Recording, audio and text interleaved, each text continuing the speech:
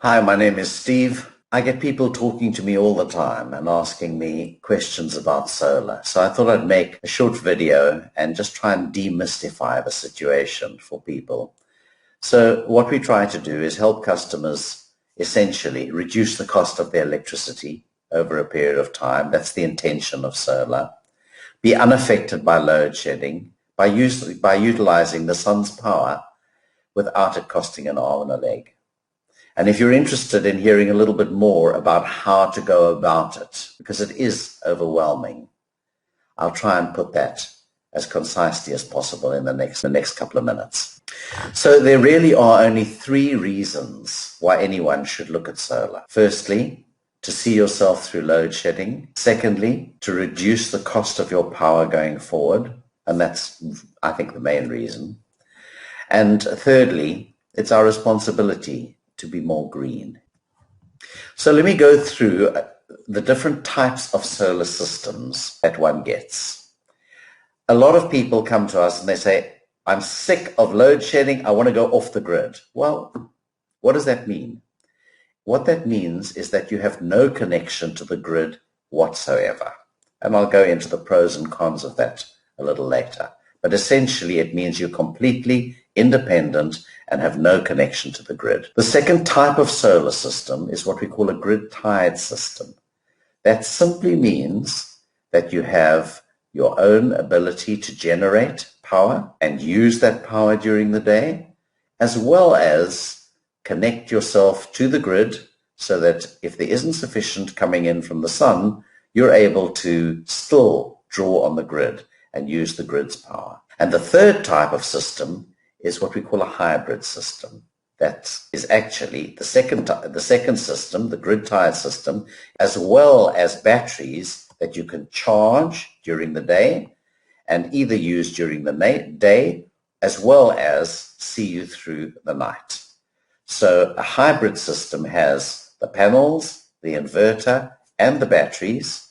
A grid-tied system simply has the panels and the inverter, and completely off the grid means you have absolutely everything and you're not connected to the grid in any way. And there are advantages and disadvantages of all of those, and I'll go through some of those with you. So let's basically talk very briefly what these different components are and what they actually do. The solar panels, in very simple terms, take in the energy from the sun and convert it to energy that can be used. So it sends DC energy to the inverter.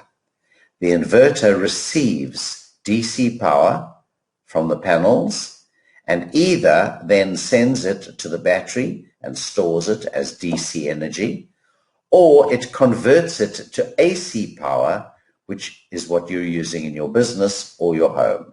So you can then use it to make a slice of toast or a cup of tea, drive your computer, drive your machinery in a work environment.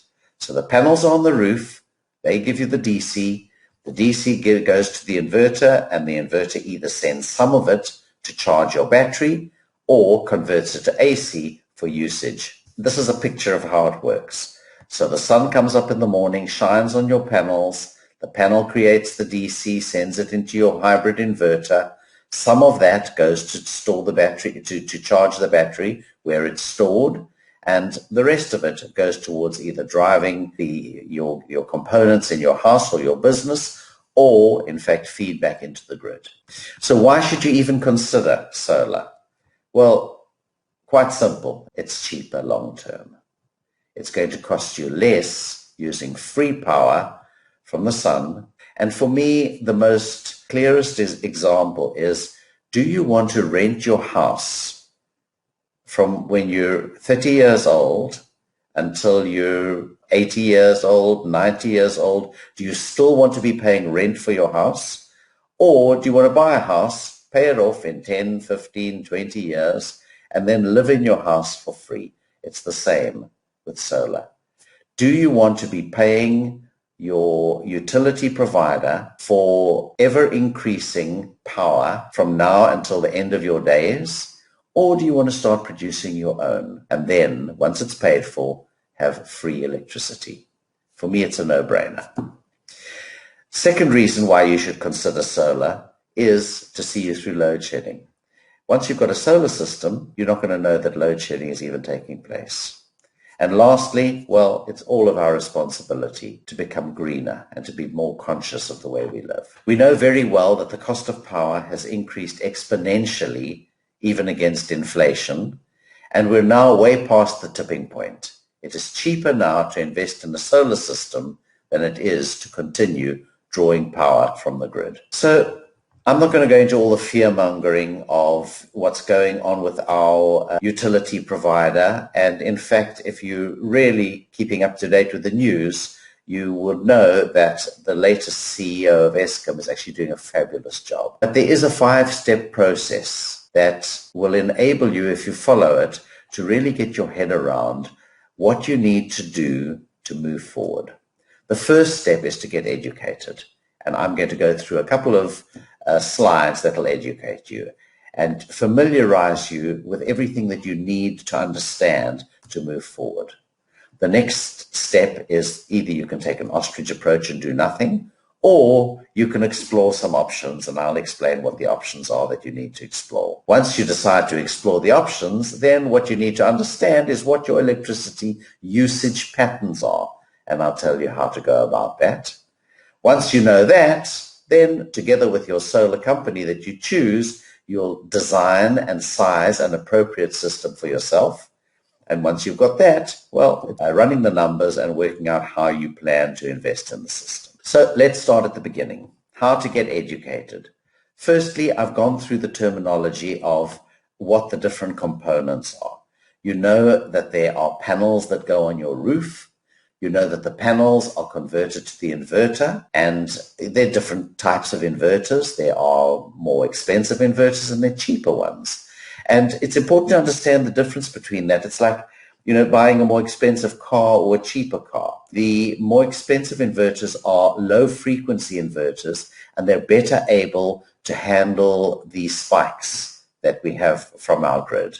The cheaper ones are high frequency inverters, and they are not as resilient, and they don't last as long, and they're not as able to withstand the spikes. So it's your choice. Usually the better quality ones will have like a 5-year warranty on them. The cheaper ones will usually have maybe a 1-year warranty. Then there are different batteries. You can get the old lead acid batteries, and nothing wrong with them. They've served their purpose over the years.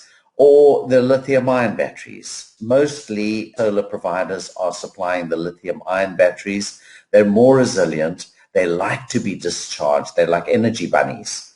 They like it when you work them hard. So you can discharge them almost fully and recharge them very quickly. Whereas the old lead acid batteries don't really like to be discharged more than by about 30%. And then, they charge up to, if you discharge them to, say, 70%, they charge quite quickly up to 90%, but they're a bit slower in getting that last 10% charged. And if you get another load shedding before they're fully charged, they can go below the 70%, and you can start doing damage to them, and they just don't last as long. They weren't really designed with this in mind, whereas the lithium-ion batteries are designed for this particular purpose. So by now you will understand the 3 types of systems: the off-grid system, the grid-tied system, and the hybrid system. Why I don't personally recommend that people look to go completely off the grid is, think of it. If you're completely off the grid, you're going to need quite a big battery, because if the weather is bad for a couple of days, you're going to need to be able to run your business or run your household for a period of time where there might not be sufficient sun to recharge that battery. So off-grid, you've either got to have a generator to recharge your battery, or you've got to have very big batteries. So we really do recommend that you remain tied to the grid. And then it's a decision, either grid-tied or hybrid. If you're grid-tied, it means that you don't have a battery, so you're not going to be able to run your household or business during the evening. Maybe you don't need to run your business during the evening, so maybe a grid-tied system is perfect for a business environment. But a hybrid system is better for a home environment because then during the evening you've got your battery and you can just run as normal. You might want to change some of your habits when you're going to bath, when you're going to shower. Do you want to be able to run your washing machine and tumble dryer and dishwasher at night, which means you're going to need a bigger battery? Or are you willing to say, hang on a second, I don't have to run my dishwasher in the evening. I can wait until the sun comes up in the morning, and same with my washing, and run them for free off the sun. So that all comes into the sizing and the designing of your system that you will work with your solar provider of choice. The battery is the most expensive component. So it is about understanding, what you can do to change your usage habits. And if you can change some of those, we always use the term reduce before you produce. So if you can change some of your habits and reduce your usage, it means you'll only need to spend a smaller amount of money on the battery. So once you understand the terminology, then you have one of two decisions. Either you take the ostrich approach and do nothing, or you decide to take action. What you're going to do is the first thing is to understand what your usage profile is.